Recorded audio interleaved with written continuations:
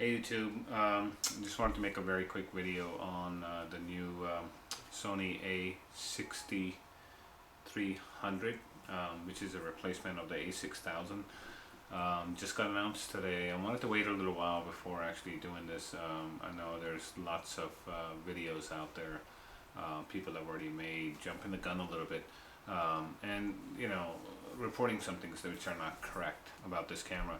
Anyway, so I've gotten the specs right off of Sony's site. It's supposed to be right around $1,000, and I'm going to tell you what you get for that. Pretty remarkable. Actually, it's amazing. So we're going to be having a 24 megapixel APS-C sensor, similar to what the A6000 was, but the biggest difference is in the autofocus. They have a 425 point on sensor face detection, which is insane. It literally covers that sensor or that focal plane end to end. I can't think of anything that wouldn't be in focus with this thing. That's pretty amazing, but can't wait to try it. It does have silent shooting, so that's a big thing. It will do 11 frames per second continuous, and about 8 frames on live view. So which is still not bad. The max ISO this time around is 51,200 for a little camera like that. It's pretty amazing. The best part is it will do 4K video up to 100 megabits per second in camera. That is unheard of for under $1,000. I know Canon just released the 1DX Mark II, and you got to spend about $7,000 or close to that with a kit.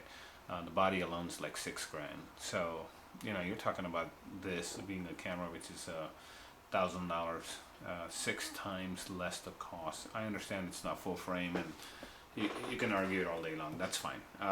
But with 425 point hybrid autofocus, that's pretty remarkable. So for the money, what Sony's got with this camera, it's a lot of bang for the buck. Sony also did something pretty amazing today. They released 3 FE lenses, and it's about time. Their Zeiss partnership has been great, but the problem with that is there's a lot better glass out there. So it's about time they took their optics back into their own hands. They are capable of making some pretty amazing glass, as I've seen on some of their very high-end video cameras, which are tens of thousands of dollars. So they do know how to do it, and this is the first time they've actually done it. So the G Master series is going to be remarkable, absolutely remarkable. It does have the XA elements in the glass. I have seen XA elements being used on their video side many years ago. So they know how to do this. They're not new to it. It's just something they're waiting for the right moment. And I think the sensor technology that Sony has, I don't think there are too many companies out there other than Canon that can even come close to what's at their disposal and what they can do. The A6300 is actually a 6K sensor that they're downscaling to a 4K. So I wouldn't be too shocked if in a very near future they actually have a firmware and makes it into a 6K camera. It's definitely capable of doing it, and they're just literally limiting it pretty much with the firmware. They're probably going to tell you no, they're not. Just like they did with the A7 II, we weren't limiting the autofocus, and guess what? They unleashed it, and it was able to do all the points face detect, and it made the autofocus go 10 times faster than it did before. So they are capable of doing it, and Sony's done amazing. They're very forward thinking, which is a great thing. They're looking at where the future is headed. The future is headed for the smaller bodies and things like that. I shoot a lot of the 1D bodies. Don't get me wrong, they're awesome. No, nothing can ever compare to them. But when you see a camera like this at $1,000 for what you're getting at a consumer or prosumer level, it's pretty amazing to be able to do that without breaking your bank. And the most beautiful thing about the Sony E-mount is you can mount anything on it.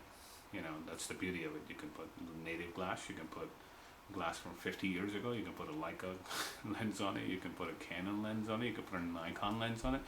You can't do that with other manufacturers, no matter how hard you try.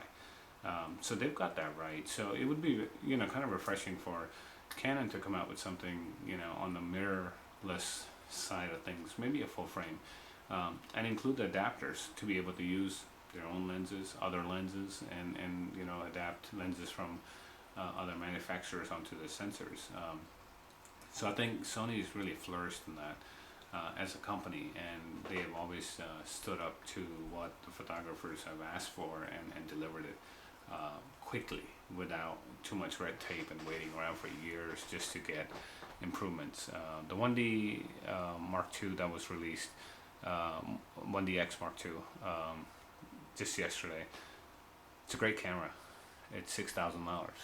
Is it really going to change the world? No, it's not. They try to put in a lot of video functions and things like that in there, which is fine, but it's still a still camera, so I'm not sure where Canon is really heading, but putting the dual pixel AF looks like they really are after the face detect autofocus, just like Sony has been from the get-go, and they want to follow that path, which means more STM lenses, and maybe even see some L glass with the STM motor instead of the USM. So that's just a little bit of my thoughts on what's there. I probably will look at the A6300 as a camera to keep in the back. I shoot lots of full frames, lots of 1D bodies. I have Sony full frames. I have Sony 5R. I have the 3N. They're all great cameras, but the 6300 really, for right at $1,000, is going to be an absolute steal. So leave your comments, likes, and definitely subscribe. And once I get my hands on one, we'll do a very